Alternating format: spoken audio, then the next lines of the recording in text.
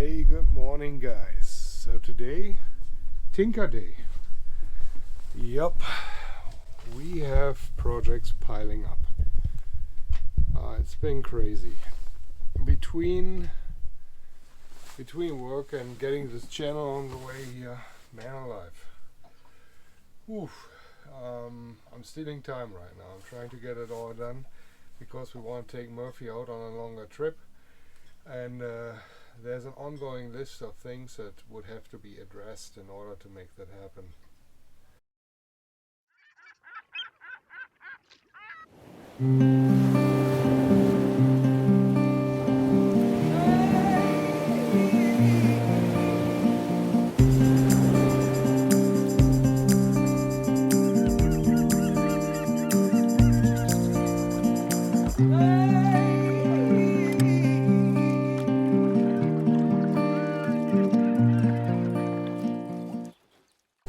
The gentleman I bought it from, bought the boat from, he had it tucked away nicely in a shed, so she was dry, stored and everything, pretty amazing.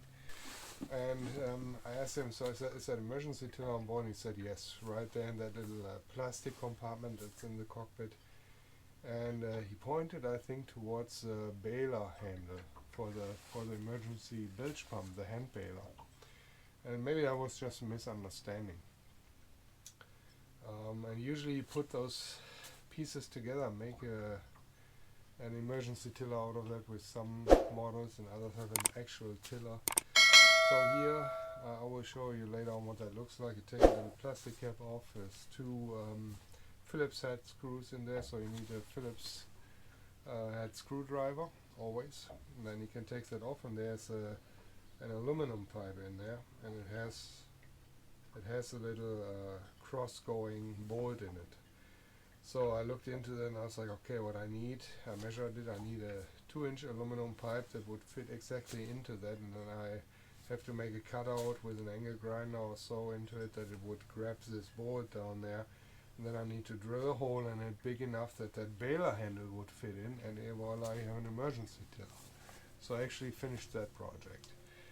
That's done now, and then I need to put in, today I need to put in a new reef line. Unfortunately our mainsail, it has a few battens in here that I still have to put into it, and then also that thing has only one reef point, has only one reef line. Not ideal, but that's all we got right now. I also don't have a pole. I cannot boom out the Genoa that we can really sail on a run. I think we can only sail on a broad reach. I'm slow. I have to make a coffee. I'm a bit behind. I haven't had a coffee yet, so I pulled out the head. The holding tank situation in this boat is rather smelly, so I put some tank treatment into it, and I pulled out the entire head that was in here because all the seals were shut. It was a mess, and I put a new seaflow head into it, and that works pretty well. The smell is better, but not completely gone. That's it. Et voila, a seaflow, and it seals off. And oops, dang it! I hit that thing here.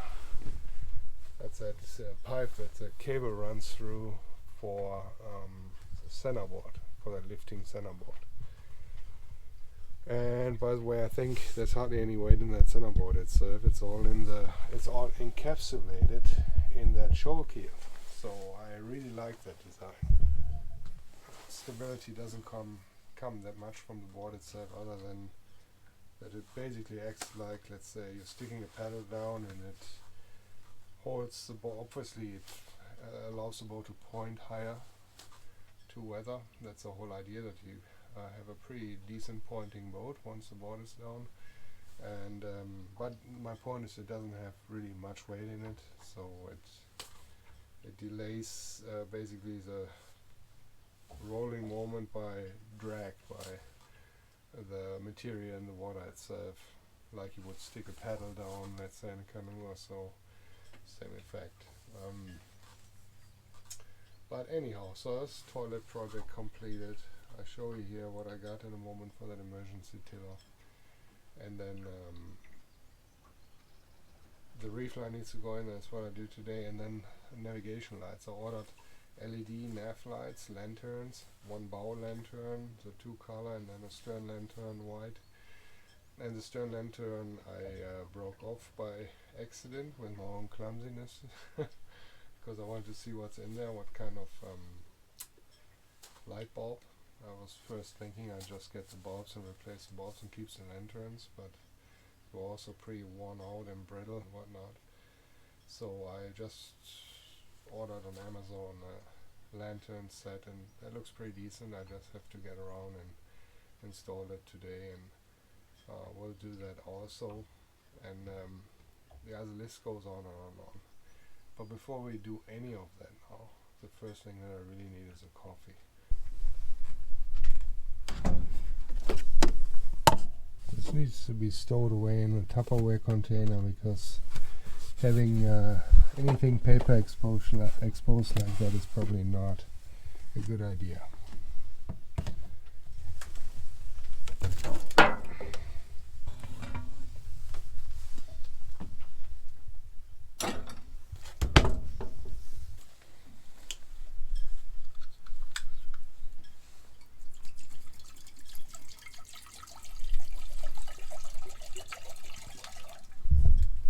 I don't have really a drinking water filter in the water lines, so I'm using bottled water for making coffee.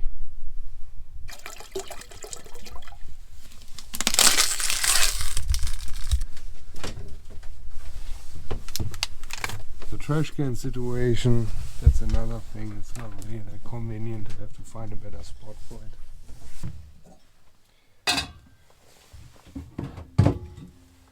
That's my new thermos here. Let's see how that is going to perform.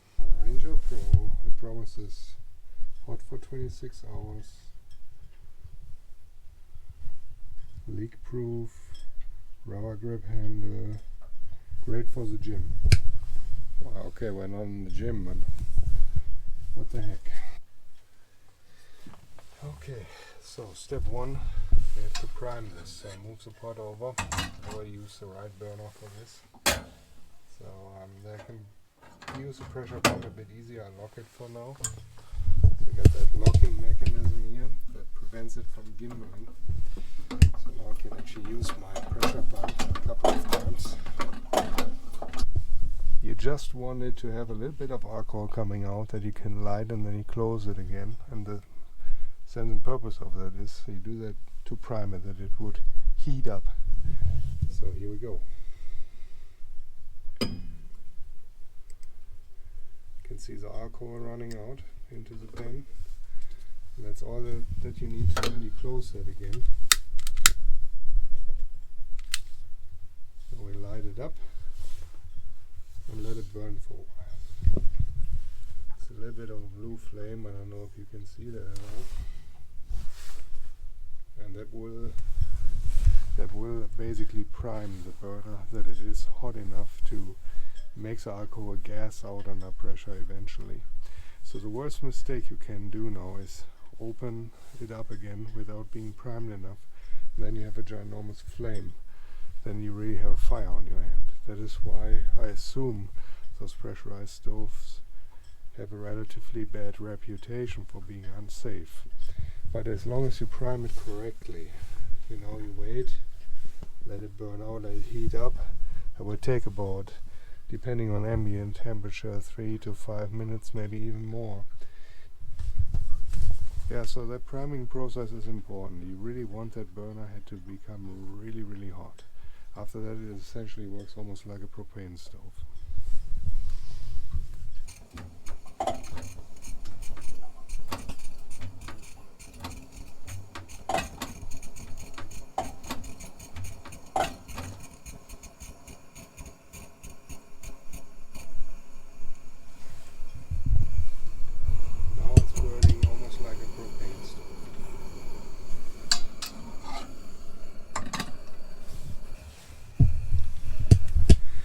And in theory you cannot overpressurize it. It has a pressure relief valve. right here.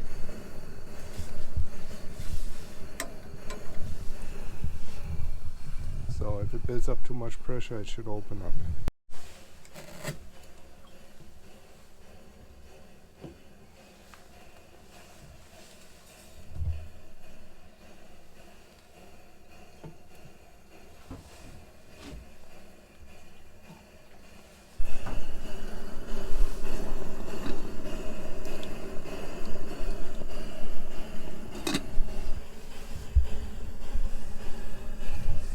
Alright, let's give it a shot and make some coffee.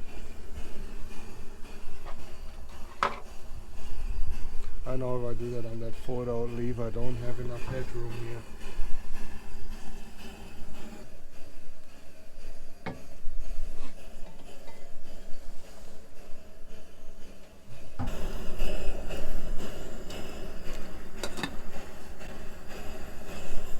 So to turn it off now, you just close it like a normal propane stove. And that's it. And then if you want, you can relieve the pressure here.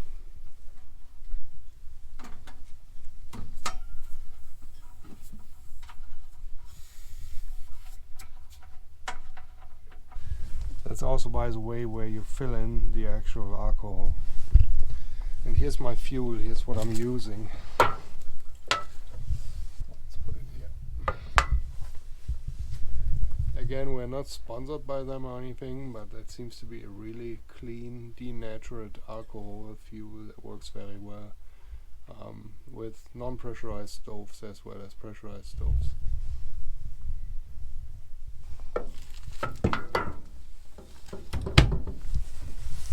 Alright, let's make some coffee.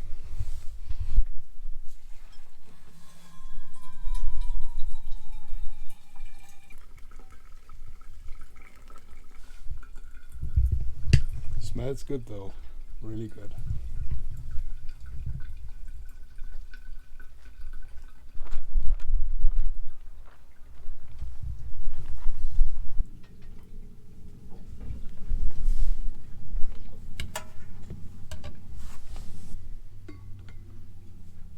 We all can agree on the fact that this would never work on the go. I think I do like the thermos though, but for something on the go while sailing, I have to come up with a different idea.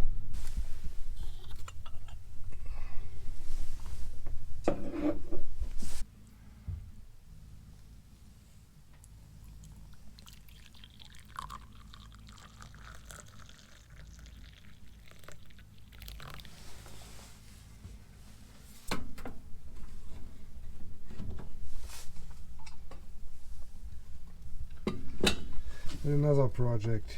This is a little wiggly here. Could use some wood glue. Or better, even epoxy that cures everything.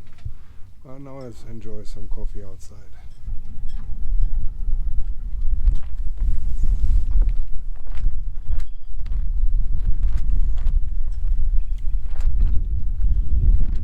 Oh man, that's good.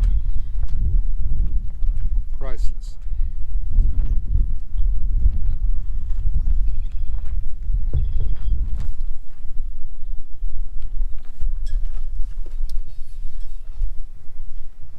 So that's my emergency tiller. You get the idea. Baler handle plus aluminum pipe.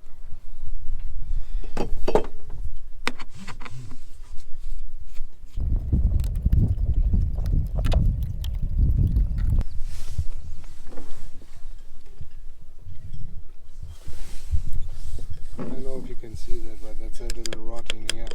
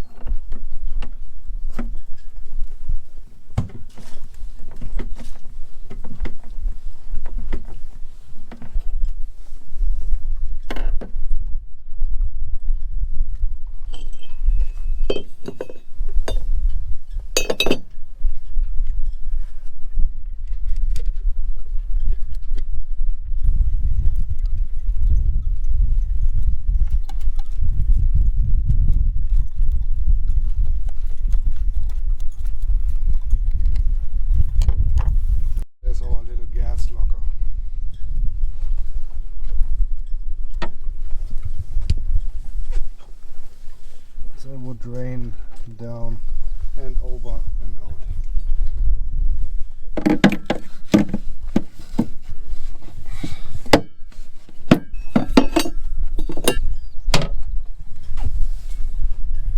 That should be safe for the gas in there. Although it heats up like a little greenhouse, that's something to think about. So now putting the new reef line into the mainsail and the battens, I probably bring the sail up a little bit, put the battens in, and then I will use a very thin string as a feeder line.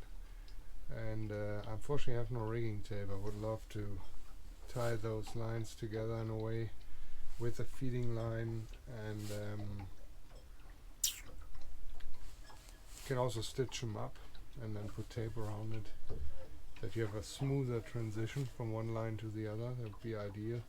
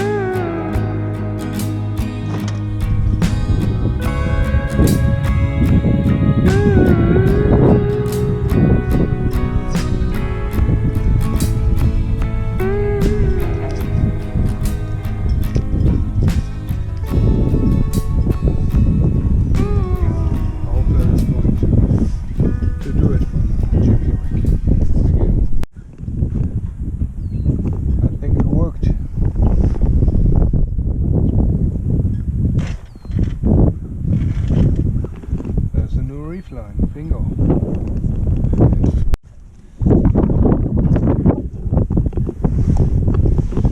So it worked really good. Now the first thing I'm going to do is tie a knot that it under no circumstance can slip out of the boom again. Alright, I put in a new reef line for my one reef point.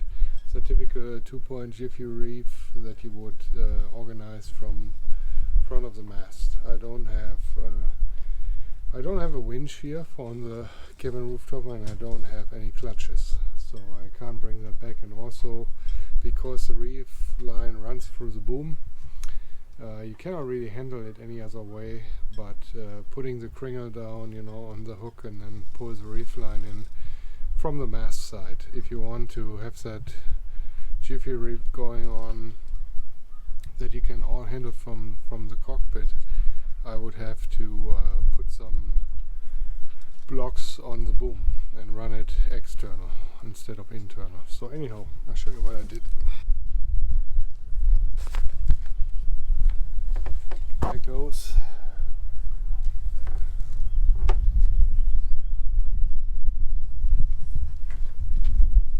I also definitely need a new main halyard, but anyhow, see, that's where that reef comes out.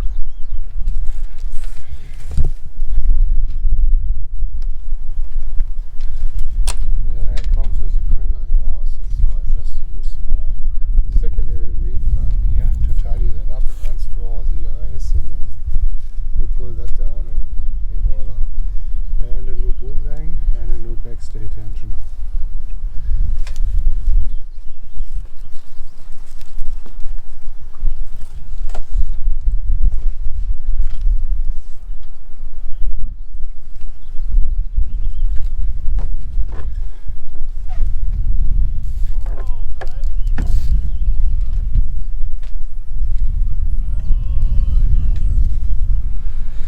Yeah, it's coming. Alright you guys, I hope you enjoyed today's episode about our little projects, boat projects, tinker days. There's always lots of hours of labor going into a sailboat. It's not all fun and sundowners and hanging out at the hook somewhere, gunk holing around. It actually takes a considerable amount of time to prep a boat for longer travels. We are going to do this further and then take out on some really cool journeys, hopefully so, fingers crossed, that we'll make it a little bit further out this time into the lake. We keep the boat projects to a minimum for now, because we want to go out sailing. Because it's summertime and playtime, we're taking a little bit of a production cut now. We'll be back though with more footage, but that is then after sailing season is over. For all you guys in the further up northern latitudes, you know what I'm talking about. Then it's back to couch sailing and watching YouTube videos about sailing and all of that, and going back to more boat projects over the winter to fix the boat up for the next season. Yeah, so we hope to see you down the road. You can expect more footage to come out about our journeys here on Lake Superior. But until then, I hope you all have a great sailing season this summer. I wish you all a hand wide of water under the keel at all times and fair winds. And we hope to see you back here on Sailing Good Old Boats after the break. Cheers!